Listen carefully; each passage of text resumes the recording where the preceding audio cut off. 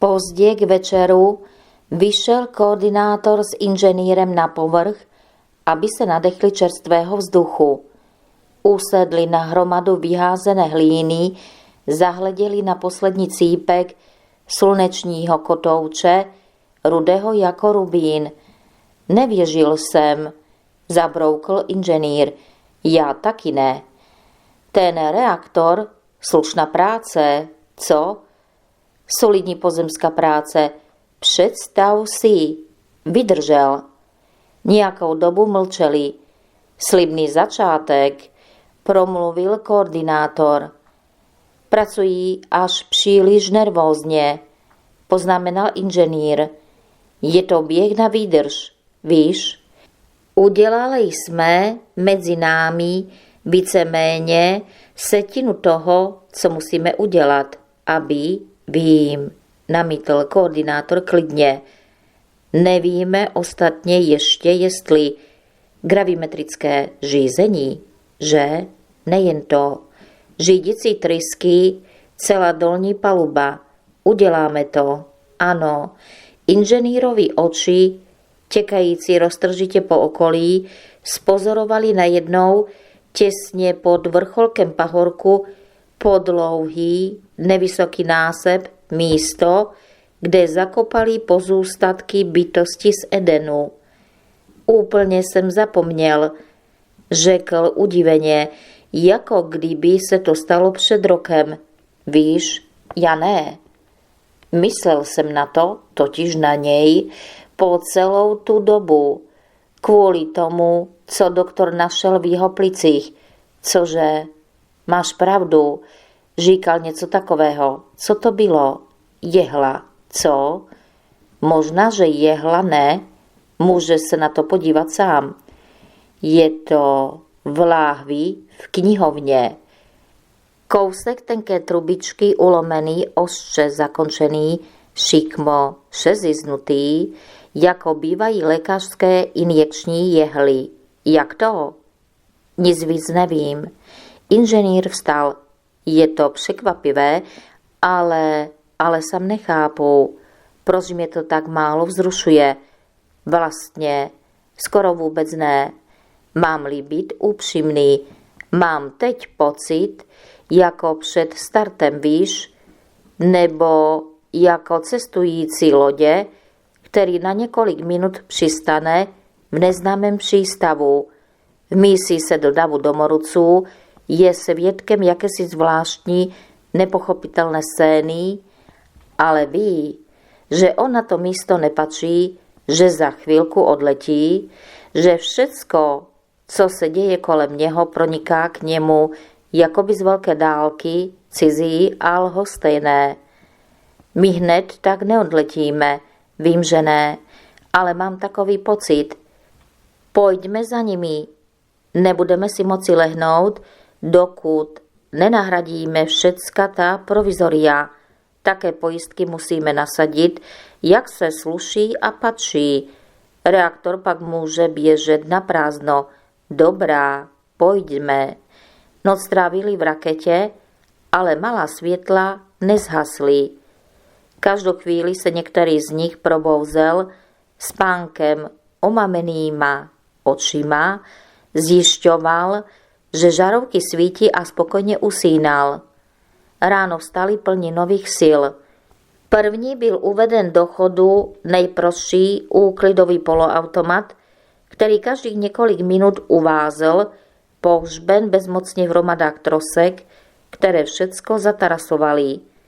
Kybernetik, který za ním chodil z nástrojí, ho tahal jako jezevčíka. Z liščí nory sám odstraňoval haraburdí, které bylo příliš velké pro čelisti jako chytáku, a znovu ho spouštěl. Poloautomat se rychle odšoural, zarytě se zakousl do další hromady trosek a všecko se opakovalo od začátku. Po snídani doktor vyzkoušel svůj holicí strojek, což mělo za následek, že se před svými druhy objevil, jako by měl nasazenou hnědou masku, čelo Kůži kolem očí a horní část tváře měl sežehnutou sluncem, dolní polovinu obličeje úplně bílou. Všichni následovali jeho příkladu a sotva se mohli poznat v kostlivcích s vystupujícími bradami. Musíme se líp krmit, dospěl k závěru chemik, prohlížející si s hrůzou v zrcátku svůj vlastní obraz. Co bys řekl čerstvé zvěřině? Navrhl kybernetik. Chemik se očásl. Děkuji, nechci, ani mi o tom nemluv. Teprve teď jsem si na to vzpomněl.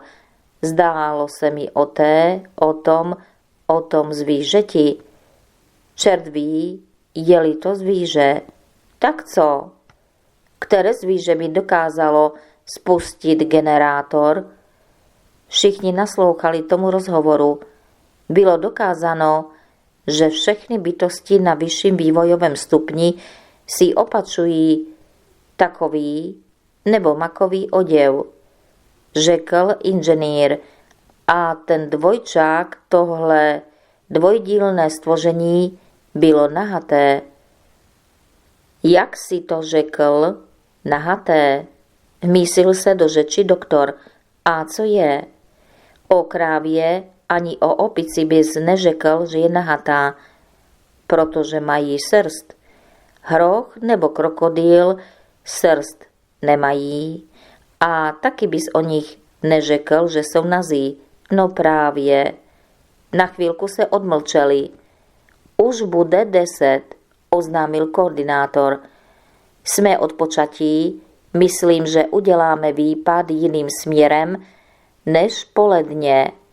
Inženýr měl připravit elektrojektory, jak je to s nimi. Máme 5 kusů, všecky nabité. Dobrá. Šli jsme na sever, tak dnes půjdeme na východ. Ozbrojení, ale budeme se pochopitelně snažit zbraně nepoužívat, zvláště kdybychom potkali ty dvojčáky, jak je pojmenoval inženýr. Dvojčák, opakoval doktor několikrát nespokojeně, jako kdyby zkoumal to označení. Nepovažuju to za nějak zvlášť šťastné a jistě proto se to ujme. Tak nějak už to chodí. Jdeme hned? Zeptal se fyzik. Řekl bych, že ano. Zajistíme jenom vchod, abychom předešli novým překvapením. Nemohli bychom vzít drandák? Zeptal se kybernetik. No, raději ne. Potřeboval bych nejmíň 5 hodin, abych jej spustil.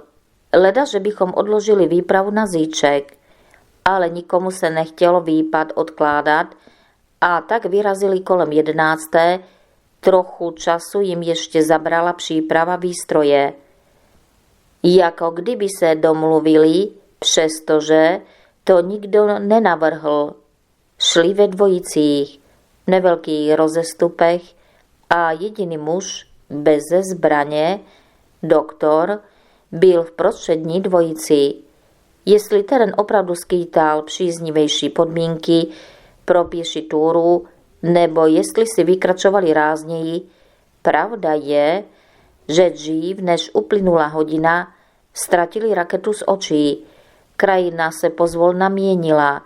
Víc a víc přibývalo štíhlých šedých kalichů, kterým se vyhýbali. V dálce se objevily pahorky, od severu téměř holé, kupolovité, spadající do roviny dosti přikrými, stržemi a strázy, pokryté přímo ve směru pochodu skvrnami vegetace, temnějšími, než byla půda. Pod nohama suše šuštily mechy šedavé, jako posypané popelem, byla to však přirozená barva.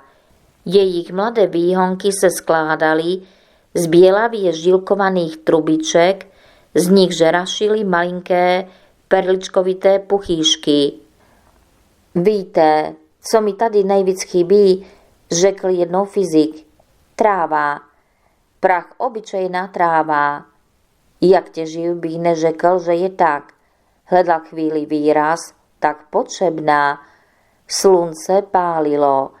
Když se blížili k pahorkům, zaslechli rovnomírný vzdálený šumot. To je divné, vítr není a tam to šumí, poznamenal chemik, který šel v první dvojici. Nese se to odtamtud, ukázal rukou koordinátor, který šel za nimi. Zřejmě tam výš je vítr. Podívejte se, to jsou přece úplně pozemské stromy. Mají jinou barvu a lesknou se tak. Ne, jsou dvojbarevné, vpadl doktor, který měl dobrý zrak. Jsou dvoubarevné střídavě, jednou jsou víc do fialova, jindy modré, s nažloutlým odstínem. Rovina zůstávala za nimi. Nazdaž Bůh vešli do široce otevřeného úvozu s hlinitými, sesouvajícími se stěnami, ve stínu porostlými jemným chmýžím, které se zblízka ukázalo jako odrůda mechu nebo pavučiny. Názory se různily. Tyto rostliny poněkud připomínaly volné chomáče nitek, skleněné vaty, lehce přichycené ke svahu. Zvedli hlavu, protože právě procházeli kolem první skupinky stromů, které rostly při okraji srázu o několik metrů výš.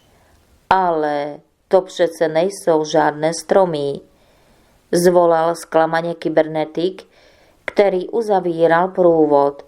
Takzvané stromy měly tlusté, silně se lesknoucí, jakoby olejem namaštěné kmeny a mnoho vrstevnaté koruny, které rytmicky pulsovaly. Hned stěmněly, pak houstly a hned zase zbledly a pak propouštěly sluneční světlo tisícem průsvitů.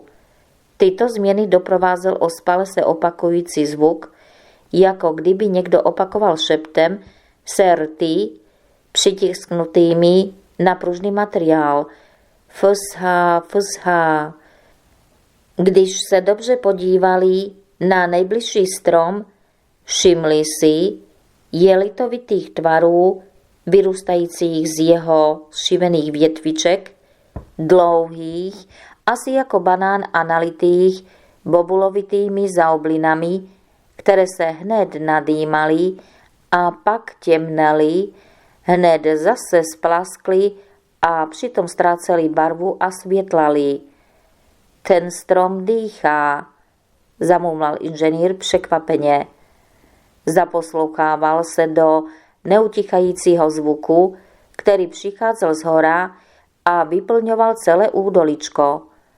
Ale všimněte si, že každý v jiném rytmu, zvolal doktor, jako by z toho měl radost.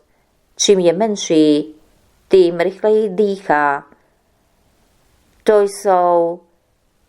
jsou plicníky stromovité. Dál, jdeme dál, svolal je koordinátor, který poodešel od skupinky několik desítek kroků. Pospíšili za ním. Úvoz, zpočátku poměrně široký, se zužoval. Jeho dno stoupalo dosti povlovně, až je konečně vyvedlo na kupolovitý pahorek mezi dvěma níže položenými skupinami stromů.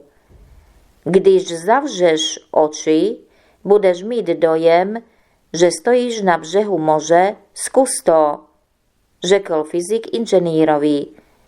Já ty oči radši zavírat nebudu, zabručel inženýr. Blížili se k nejvyššímu bodu návrší, i když odbočili ze směru pochodu. Před nimi ležela zvlněná různobarevná krajina s rozkouskovanými hájky dýchajících stromů, jejichž barva se měnila od olivové do rudé, se svahy hlinitých pahorků, světlými jako med, a z pruhy země pokrytými mechem, šíbžitým proti slunci, s šedě zelenkavými stíny. Celý ten prostor protínali všemi možnými směry úzké tenké čáry. Běželi pod ně údolí, vyhýbali se prstovitě předsunutým svahům pahorků, jedny rezavé, druhé skoro bílé, jako pěšinky vysypané pískem, další opět skoro černé, jako čmouhy uhelného mouru. Cesty, vykřikl inženýr, ale sám se i hned opravil. Ne, na cesty je to moc úzké. Co to asi je? Za tím pavukovitým lesíkem jsme objevili něco podobného. Ten trávníček, řekl chemik, zvedl k očím Trieder. Podívejte se. Všichni sebou trhli, když doktor vykřikl. Ve vzdálenosti několika set metrů nad žlutou čárou, která sestupovala ze širokého sedla mezi dvěma pahorky, se pohybovalo něco průsvitného. Útvar bledě zářil ve slunci jako poloprůhledné, rychle se otáčející kolo s loukotěmi.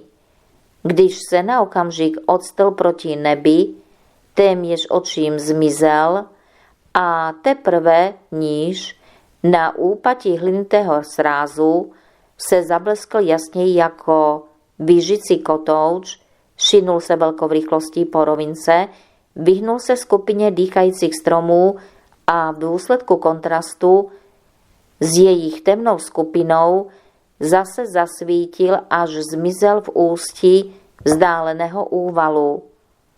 Doktor obrátil ke svým druhům lehce zbledlou tvář, v níž planuly oči. Zajímavé, co? Řekl. Vyceril zuby, jako by se usmíval, ale v jeho pohledu veselost nebyla. K čertu. Zapomněl jsem, Trieder, ukaž svůj.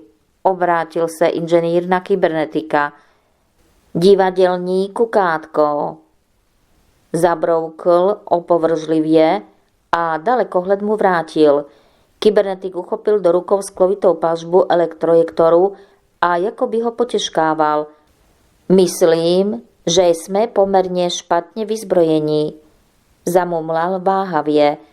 Proč hned myslíš na boj? Napadl ho chemik. Nějakou dobu mlčeli a rozlíželi se po krajině. Jdeme dál, řekl nerozhodně kybernetik. Samozřejmě, souhlasil koordinátor. Druhý výžicí záblesk, pohybující se daleko rychleji než první, sehnal po esovité křivce mezi pahorky. Několikrát se zdálo, že se vznáší docela nízko nad zemí, ale když se okamžik hnal přímo na ně, úplně ho ztratili z očí. Teprve, když zahnul, znovu se objevil rozmazaný, světlo mlhavě odrážející kotouč, rotoval bleskovou v rychlosti. Nějaký dopravní prostředek nebo co? Zabroukl fyzik. Neodvrátil oči od lesklé skvrny, která se čím dál menší ztrácela ve vlnicích sehájích, když se dotkl inženýrová ramene. Vystudoval jsem na pozemské technice, namítl inženýr, najednou bez zřejmého důvodu popuzený. Buď jak buď, dodal váhavě, uvnitř je cosi vybovleného, jako křídel vrtule. Ano, ve středu se něco silně leskne, přisvědčil koordinátor. Jak je to asi veliké, co myslíš? Jestli jsou stromy tam dole stejně vysoké jako ty v úvoze, pak nejmíň 10 metrů. V průměru, taky bych řekl, nejmíň 10. Oba zmizeli tam. Doktor ukázal na polední nejvyšší čáru vršku, která bránila dalšímu rozhledu. Tak tam půjdeme i my. Nemám pravdu? A začal sestupovat po svahu a máchal přitom prázdnýma rukama. Pospíchali za ním. Musíme se připravit na první styky, řekl kybernetik. Hned se hryzal do rtů, hned si je olizoval. To, co se stane, nedovedeme předpovědět. Klid, rozvaha, sebeovládání, to jsou jediné direktivy, jaké jsme schopni dát, řekl koordinátor. Ale bylo by asi lepší, kdybychom změnili útvar. Jedna hlídka předu a jedna na konci. Budeme udržovat větší rozestupy. Máme vystupovat otevřeně. Nebylo by lepší, kdybychom se pokusili napřed co nejvíc zjistit? Nepozorování, řekl fyzik rychle. No, zvlášť schovávat bychom se neměli.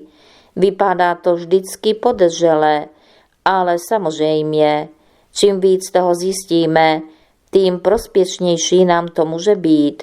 Cestou dolů uvažovali o otázkách taktiky a po několika z těch krocích dospěli k první záhadné čáře. Trochu to připomínalo stopu starodávného pluhu s jednou vradlicí, půda byla měkce rozorána, jakoby rozmělněna a odhozena na obě strany brázdy, sotva napíť široké. Mechem porostlé, propadlé pruhy, na které narazili při své první výpravě, měly podobné rozměry, ale jeden dosti podstatný rozdíl tady byl. Tam bylo okolí brázdy holé a ona sama zarostla mechem a tady opačně. Přes jednotlivý příkrov bělavých porostů vedl pás rozrušené obnažené půdy. Zvláštní, zabroukl inženýr, když vstal z kleku. Hlinou ušpiněné prsty si otíral o kombinézu. Víte co? Řekl doktor, myslím, že ty brázdy na severu musí být velice staré, už delší dobu neužívané a proto je zarůstá ten zdejší rajský mech. Dost možná, prohodil fyzik, ale co je to? Jízdní kolo? Jistě ne. Stopa kola by byla docela jiná. A co když je to přece jen nějaký zemědělský stroj? Odpověděl kybernetik. Že by obdělávali půdu v pruzích širokých 10 centimetrů. Překročili brázdu a šli dál, rovnou k těm dalším. Šli právě při okraji hájku, který svým dutým šumením stěžoval rozhovor, když uslyšeli, jak se zezadu blíží pronikavý, tichý svist. Bezděčně uskočili za stromy. Z úkrytu spatřili vysoko nad loukou, zvedající se, svislý zářivý větrník, který se hnal po rovině rychlostí Super Expressu. Jeho okraje byly temnější a prostředek ostře svítil hned fialovou, hned oranžovou barvou. Průměr onoho středu, čočkovitě vybovleného na obě strany, odhadli na 2 až 3 metry. Sotva je špitivé vozidlo předjelo a zmizelo, pokračovali v cestě určeným směrem. Hájek skončil a oni teď pochodovali, protože neměli na vybranou, otevřeným terénem s pocitem značné nejistoty a ustavičně se ohlíželi. Řetěz pahorků, spojených mělkými sedly, byl už docela blízko, když opět uslyšeli táhlý svist a pro naprostý nedostatek míst k úkrytu padli k zemi. Asi 200 metrů od nich prolétl výjíždící disk, tentokrát z ústřední zaoblinou barví nebeské modří. Ten byl vysoký takových 20 metrů. Zasykl vzrušeně inženýr. Vstali ze země. Mezi nimi a pahorky se prostíralo údolí, uprostřed vykrojené, rozpůlené pruhem podivné barvy. Když už byli docela blízko, spatřili potůček se světlým, písčitým dnem, které prosvítalo skrz vodu. Jako břehy hýžily barvami, vodní proud byl po obou stranách lemován modrozeleným pruhem, zvenčí se táhl pás bledě růžový a ještě dál se čibřitě leskly pružné rostlinky, z nichž hustě trčely načepížené palice, velké jako lidská hlava, nad každou se zvedal tříplatkový kalich obrovského květu, bílého jako sníh. Zahleděni na tu nezvyklou duhu zvolnili krok. Když se přiblížili k načepíženým palicím, zachvěli se najednou nejbližší bílé květy a zvolna zvlétli do vzduchu. Vznášeli se chvilku jako třepotající se hejno nad jejich hlavami, vydávali přitom slabonký cinkot a pak vystoupili vzhůru, začpítili se ve slunci osilňující bělostí roztočených kaliků a odlétli, aby se snesli na houštinu světlých hlavic na druhé straně potoka. Tam, kde k němu sestupovala brázda, spojoval břehy jakýsi můstek, oblouk ze sklovité hmoty, v pravidelných odstupech provrtaný kruhovými otvory. Inženýr zkusil našlapnutím nosnost můstku a pomalu přešel na druhý břeh. A sotva se tam odstl, opět mu spod nohou vytryskla mračna bílých květů a neklidně, jako hejno vyplašených holubů, nad ním zakroužila. Zdrželi se u potoka, aby nabrali vodu do polní láhve. Nebylo jí samozřejmě možno pít, ani nemohli na místě provést analýzu. Potřebovali pouze vzorek pro pozdější rozbor. Doktor utrhl jednu z malých rostlinek, které tvořily růžový pruh, a zastrčil si ji do knoflíkové dírky jako květ. Celý stvol byl obklopen pleťově prosvítajícími količkami, jejichž vůni charakterizoval doktor jako rozkošnou. Přestože to nikdo neříkal, přišlo jim líto rozloučit se s tak hezkým místečkem. Svažující se úbočí, po němž stoupali, bylo porostlé mechy, které šustily pod nohama. Tamhle na vrcholku něco je, ukázal najednou koordinátor. Proti nebi se tam v jednom místě pohyboval neurčitý tvar, každou chvíli bodali do očí oslňující záblesky. Několik set kroků od vrcholu poznali v onom předmětu jakousi nízkou kopulku, která se otáčela kolem své osy. Měla po stranách zrcadlové sektory, které k ním vrhaly hned paprsky slunce, hned odrazy výseku krajiny. Když sledovali očima čáru hřebenu, spozorovali druhý podobný útvar, či spíše vytušili jeho přítomnost podle rytmických záblesků a začpitů. Svítících bodů objevovali čím dál víc.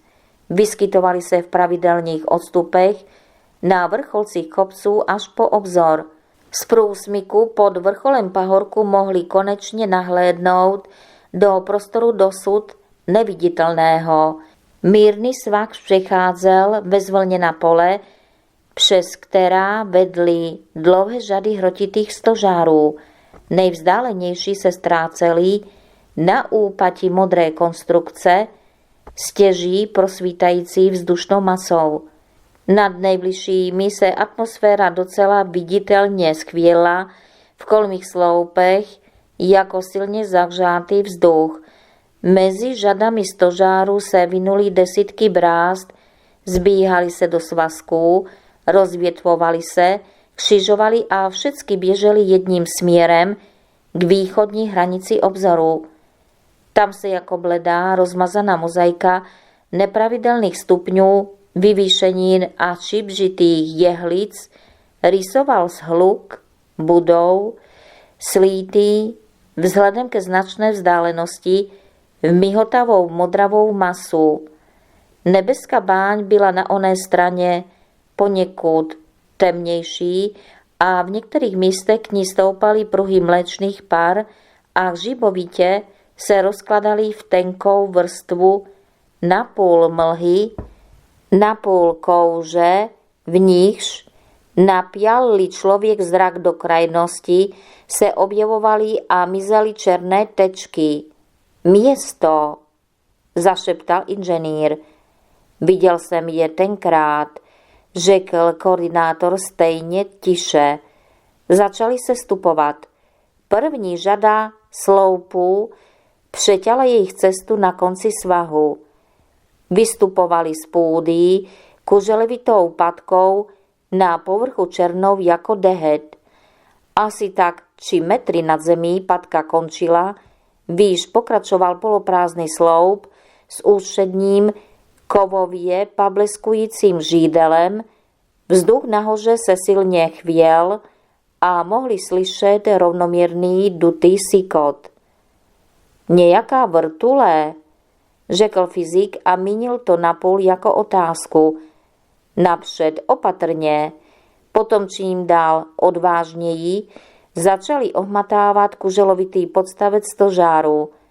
Nepocítili sebe menší záchvěv. Ne, tady nic nerotuje, řekl inženýr. Není cítit tah vzduchu. Bude to emitor nebo co? Postupovali dál terénem mírně zvlněným. Město už dávno ztratili z očí, ale zabloudit nemohli. Nejen dlouhá alej sloupů, ale i četné brázdy v polích ukazovaly směr. Čas od času přeletával jedním nebo druhým směrem záživě výjížící kotouč, ale pokaždé v tak velké vzdálenosti, že se ani nepokoušeli skrýt. Před nimi se jako temná, olivově žlutá skvrna objevil hájek.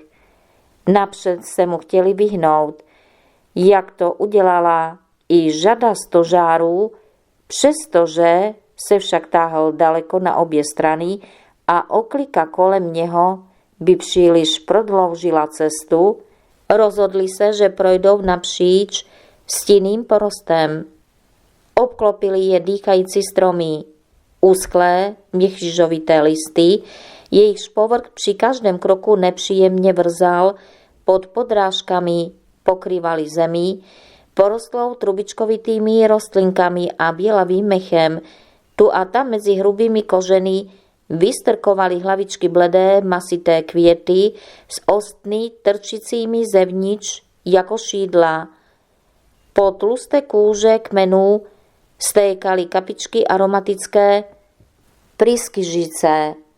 Inženýr, který kráčel v čele, najednou zpomalil krok a řekl z nevolí: Hrom do toho, zrovna tudy jsme chodit nemuseli. Mezi stromy se najednou otvíral hluboký výmol, příkré svahy, byly porostlé festony dlouhých, hadovitých šlahounů. Zašli příliš daleko, než aby se teď vraceli. Sjeli tedy po svahu vyslaném pružnými liánami až na dno, kde zurčela tenká nitka vody. Protilehlý svah byl srázný, šli tedy po dně výmolu a rozlíželi se po místě, kde by se dalo vystoupit nahoru. Ušli tak asi 100 kroků. Prohlubeň se rozšiřovala, její břehy se snižovaly, trochu se rozsvětlilo. Co je to, řekl najednou inženýr a umlkl. Závan vzduchu přinesl mdlou nasadlo vůní. Zarazili se. Hned je zasypal příval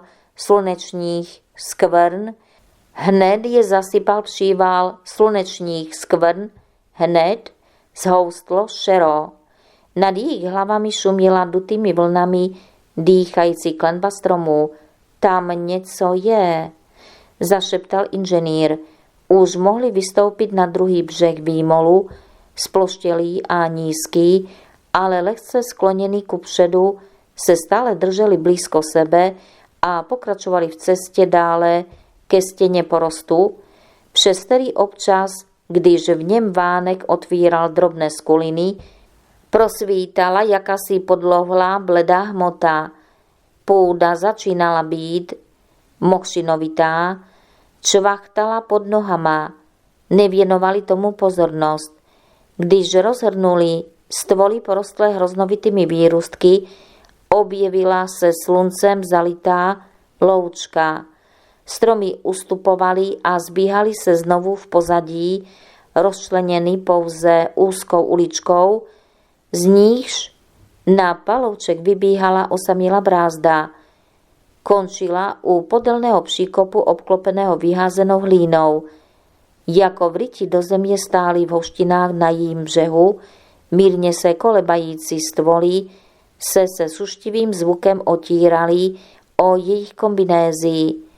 Hroznovitými výrůstky se lenivě a jakoby z nevolí dotýkali jejich nohou, stáli a dívali se.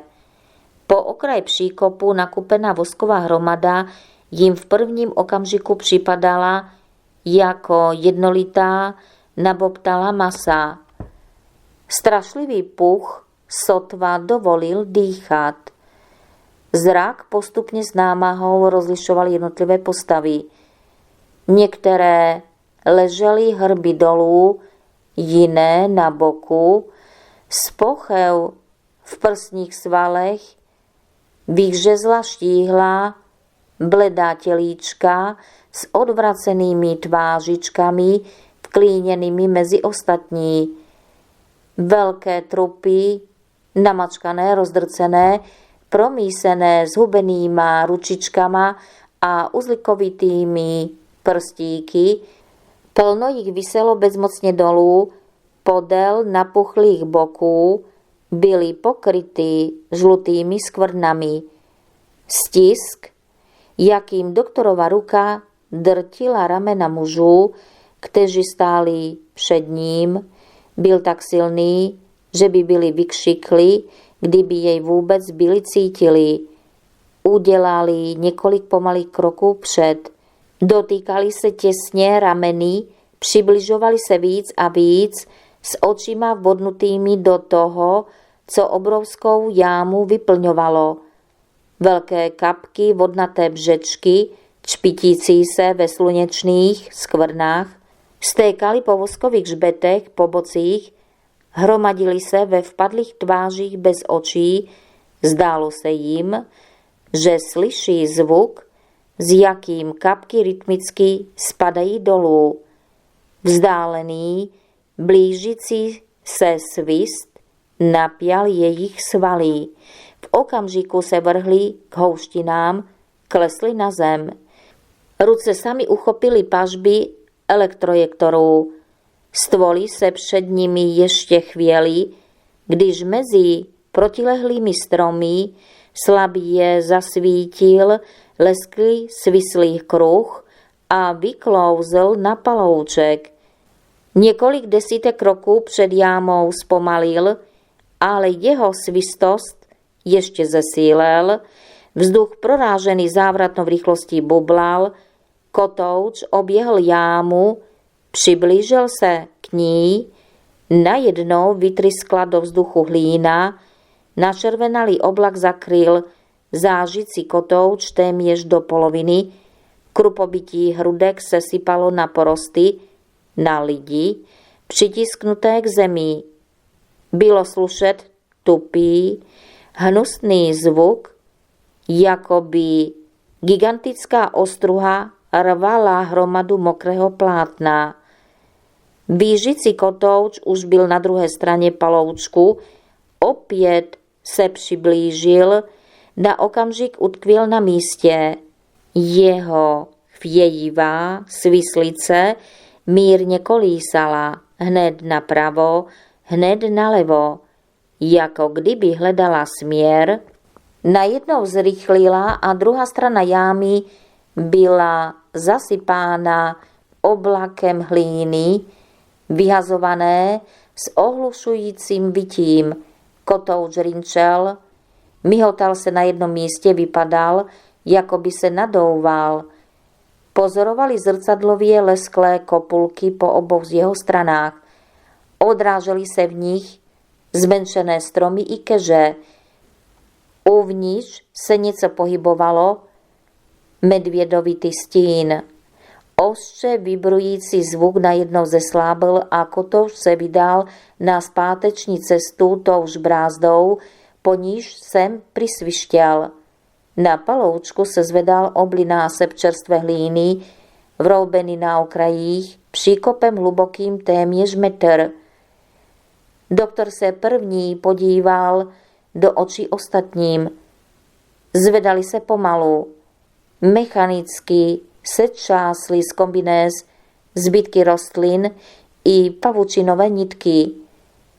Pak jako kdyby se domluvili, nastoupili zpáteční cestu stejnou stezkou, kterou sem přišli. Nechali už daleko za sebou výmol stromy i řady stožárů a blížili se k polovině svahu, nad nímž se čpitila zrcadlovitá kopulka, když inženýr řekl: a třeba jsou to přece jen zvířata. A co jsme my? Řekl doktor stejným tónem jako ozvěna. Ne, já myslím. Viděli jste, kdo seděl v tom rotujícím kole? Vůbec jsem neviděl, že by tam někdo byl, řekl fyzik. Byl, jasně. To uprostřed je jakási gondola.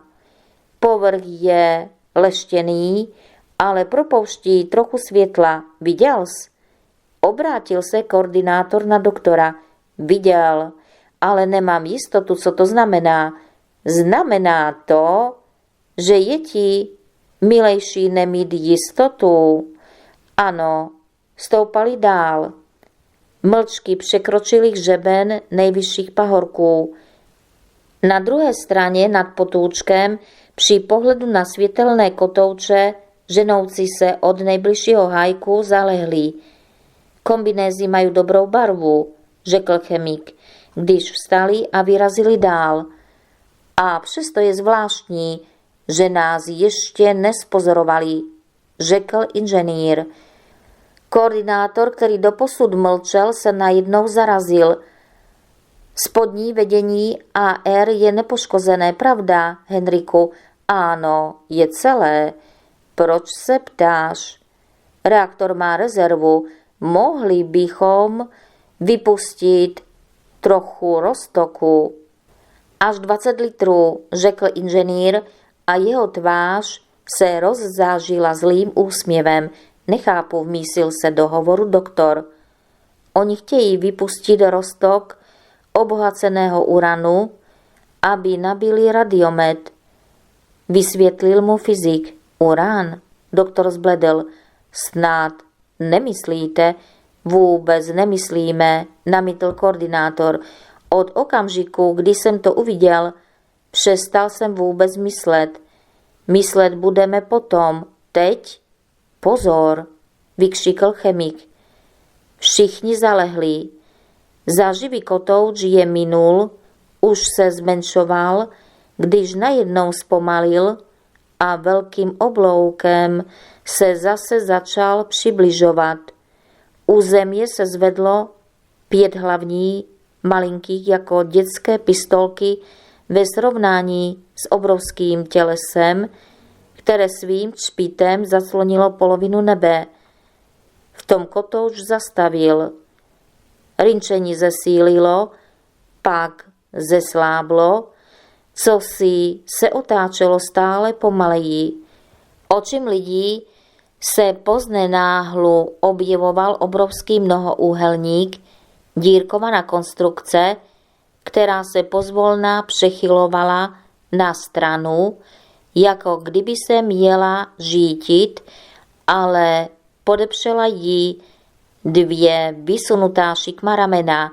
Z gondoly, která ztratila svůj zrcadlový lesk, vylezlo něco nevelkého, chlupatého, tmavého, co dělalo blesku rychle pohyby končetinami, spojenými žasenou blánou. Sjelo to po šikmé dírkované liště, pak to se skočilo dolů a přitisknuto na plocho k zemi se to plazilo přímo k lidem. Skoro současně se otevřela celá gondola na všechny strany najednou, jako vodorovný kalich květu, a velký lesklý trup sklouzl dolů po něčem, co bylo napřed oválné a tlusté, ale v mžiku se stenčilo a zmizelo. Tu se velký tvor, který opustil gondolu, pomalu vstyčil v celé své výšce. Poznali ho, přestože se podivně změnil. Byl zahalen látkou, čpitící se jako stříbro, která ho ovíjela spiralovitými záhyby od zdola až nahoru, kde se v černě lemovaném výstřihu objevila plocha tvářička. Chlupaté zvíře, které ze stojícího kotouče vyskočilo první, se k ním plazilo mrštně a rychle, aniž se zvedlo od země. Teprve teď si všimli, že za sebou táhne něco, co vypadalo jako neobyčejně velký, lopatovitě rozpláclý chvost. Střelím, řekl tiše inženýr. Přitiskl tvář k pažbě. Ne, vykřikl doktor. Počkej, chtěl říci koordinátor, ale inženýr už vypálil. Mířil do plazícího se tvora, ale netrefil se. Led elektrického výboje byl neviditelný, uslyšel jenom slabé syknutí.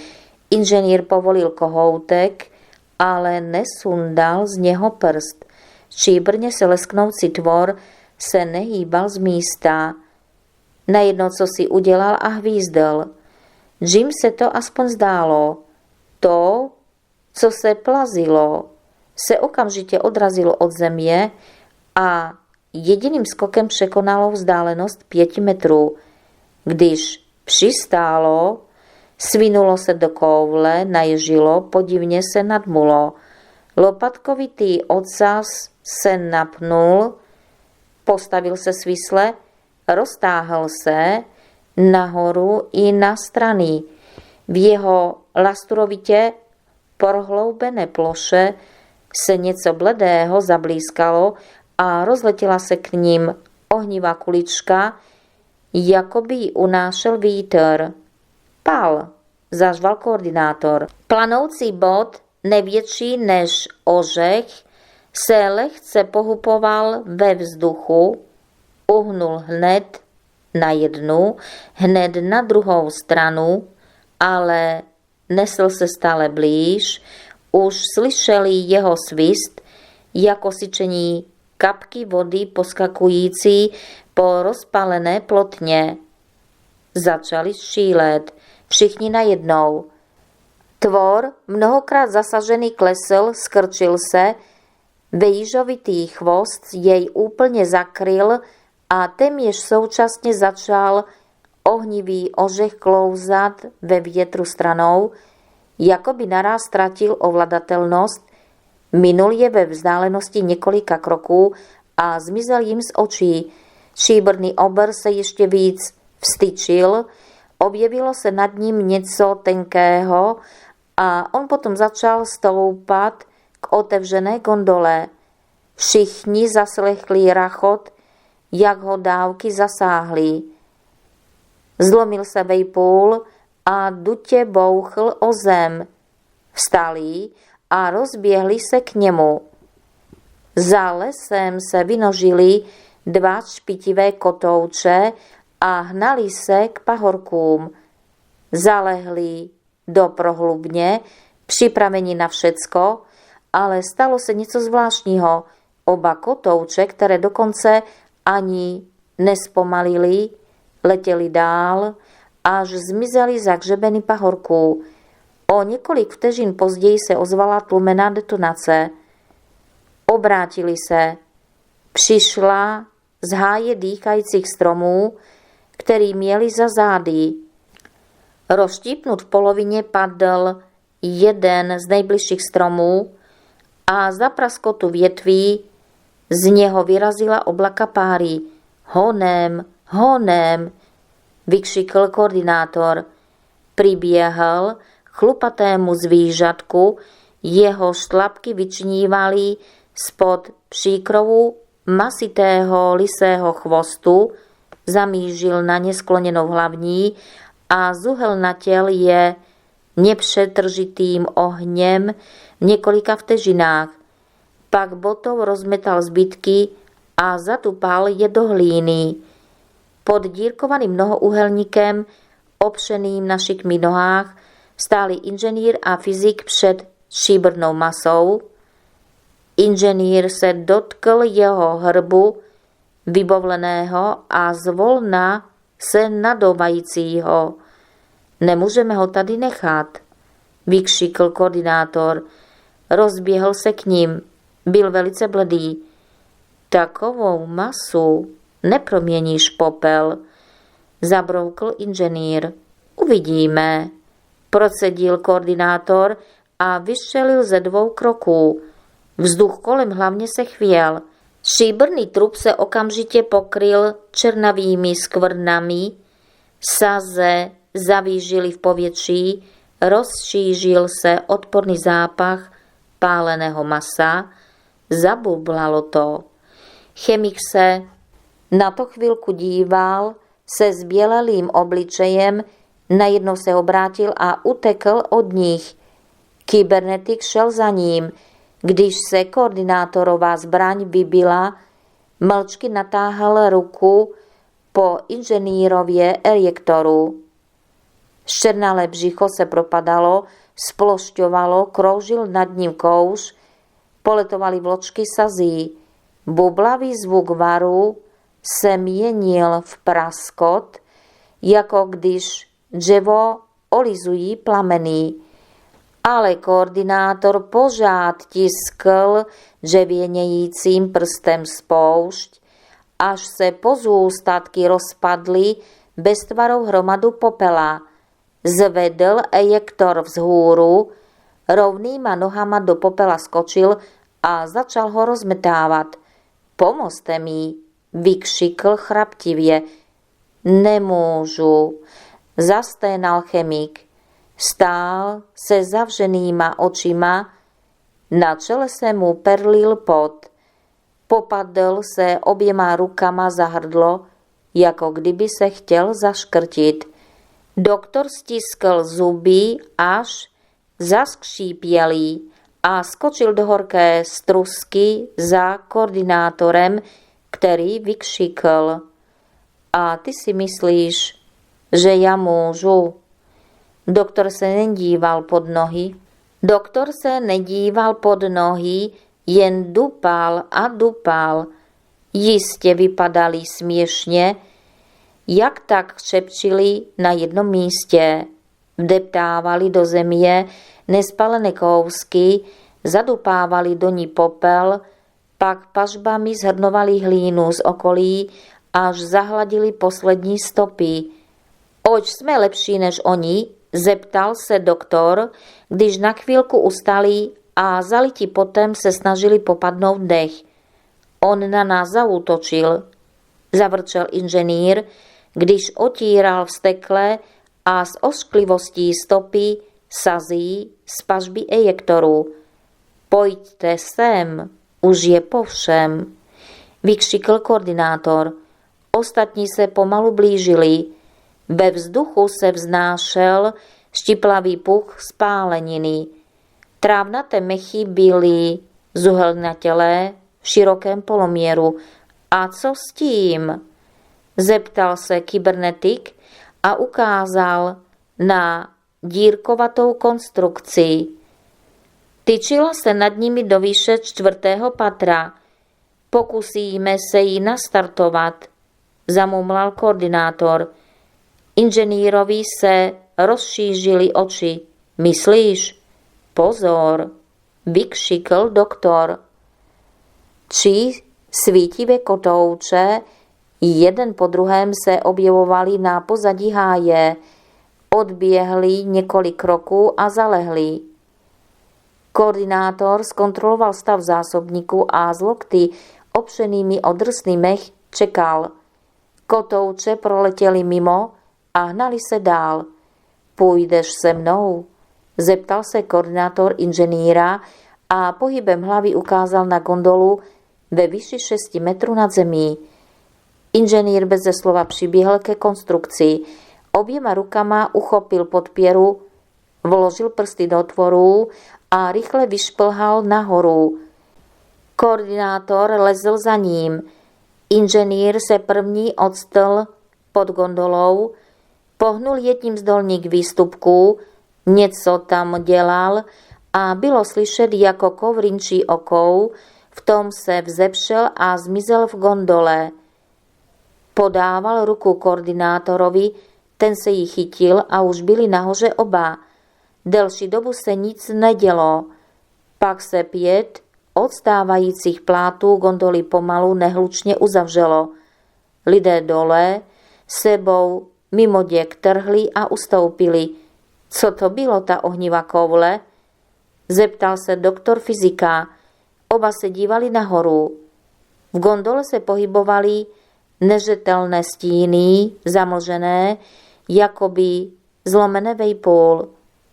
Vypadalo to jako malý kulový blesk, řekl váhavě fyzik. Ale to přece vypustilo to zvíře. Ano, viděl jsem to. Třeba je to jakýsi zdejší elektrický. Pozor! Dírkovaný mnohoúhelník sebou najednou trhl a zarinčel. Roztočil se kolem své vodorovné osy, div, že nepadl, protože spěry, které ho ze stran podpírali, se bezmocně rozkročily. V posledním okamžiku, když už se nebezpečně nachýlil, zase něco bžinklo, tentokrát ostrým vysokým zvukem, a celá konstrukce se rozpustila v mihotavém výžení. Přihlížející ovanul slabý vítr. Kotouč se otáčel hned rychleji, hned pomaleji, ale nehýbal se z místa. Začal vít jako motor obrovského letadla. Kombinézy mužů stojících nejblíž se zatřepetaly v nepravidelných nárazech vzduchu. Ustoupili ještě dál. Jedna, pak druhá. Podpěra se zvedla a zmizela v zářivém víru. Najednou, jako odpalený z katapultu, se velký kruh rozběhl po brázdě, vyskočil z ní a naráz přibrzdil. Ryl a s ohlušujícím rykem odhazoval zemi, přestože se pohyboval pomalu. Když se brzy na to odstl zpátky v brázdě, rozběhl se po ní závratnou rychlostí a v několika vteřinách se změnil v mihotavé světélko pod svahem u lesa.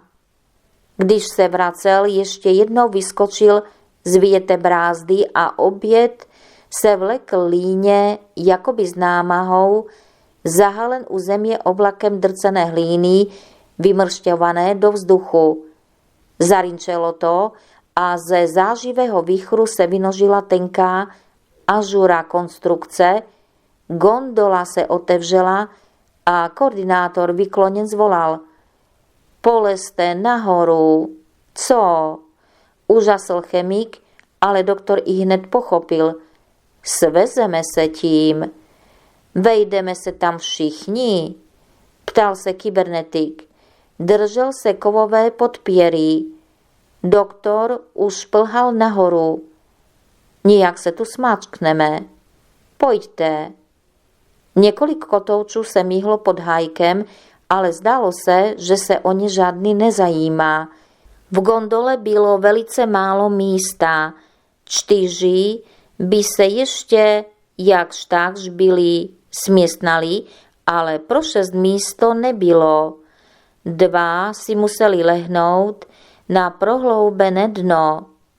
Známý nahořklý zápach je nepříjemně lechtal v šípí, i hned se rozpomněli na všecko, co se odehrálo, a jejich živelný elán se rozplynul. Doktor a chemik ulehli, neviděli tedy vůbec nic. Měli pod sebou člunkovitě spojené dlouhé plotny, nad jejich hlavami se ozývalo hlasité žinčení. Pociťovali, že se vozidlo rozjelo. V nejbližším okamžiku pláty, na nichž leželi, zprůhledněli a z výše 2 pater uviděli rovinu, jako kdyby nad ní letěli v balonu. Kolem dokola to rinčelo. Koordinátor se horečně dorozumíval s inženýrem a oba museli zaujmout nepřirozenou, velmi vyčerpávající pozici u plodovitého zvýšení na přídi gondoly. Bylo tam velice těsno.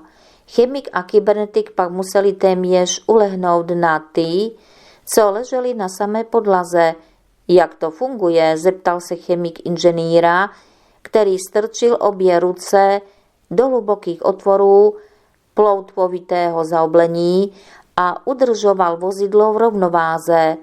Pohybovali se rychle, protože klouzali v brázdě vyorané v polích. Z gondoly nebylo výživý pohyb vůbec vidět, člověk se mohl domnívat, že letí vzduchem. Nemám potuchy, zabědoval inženýr. Dostávám křeče, teď zastý. Uhnul stranou, co nejvíc mohl, a udělal místo koordinátorovi. Obrovský hučící kotouč se zakymácel, vyskočil z brázdy, prudce přibrzdil a obsal ostrou zatáčku. Koordinátor násilím cpal ruce do otvoru řízení, po chvíli gigantický větrník vybral zatáčku a vrátil se do brázdy. Rozjeli se rychleji. Proč to jede tak pomalu, když to není v brázdě? Zeptal se chemik. Aby udržel rovnováhu, opíral se o inženýrova záda, mezi jeho rozkročenýma nohama ležel doktor. Říkám ti, že nemám ani páru, vykřikl inženýr. Masíroval si přegloktí, na němž se červenaly krvavé otlaky na místech, kde násilím vtlačil zápěstí do stroje. Rovnováhu to udržuje na principu gyroskopu. O ostatním nevím nic. Byli už za druhým řetězem pahorků. Terén při pohledu zhora byl přehledný, poznali ho ostatně na své pěší tůře. Nad jejich hlavami i pod nimi svištěl sotva viditelný kotouč, brázda najednou změnila směr, museli ji opustit, jestli se měli vrátit k raketě. Rychlost okamžitě klesla, neletěli ani 20 km za hodinu. Ono je to vlastně mimo brázdu bezmocné. Na to nesmíme zapomínat, zvolal inženýr a snažil se překřičet svistos a žinkot. Vystřídat, volal koordinátor. Manévr tentokrát proběhl dosti hladce. Stoupali na srázný svah velice pomalu, o málo rychleji než dobrý chodec. Inženýr vyhledal v dálce úvoz, který vedl k rovině. Zrovna vyjížděli pod stromy, přesahující nad hlinitou strž, když dostal křeč. Vem si to, vykřikl ostře. Vyškubl ruce z otvoru.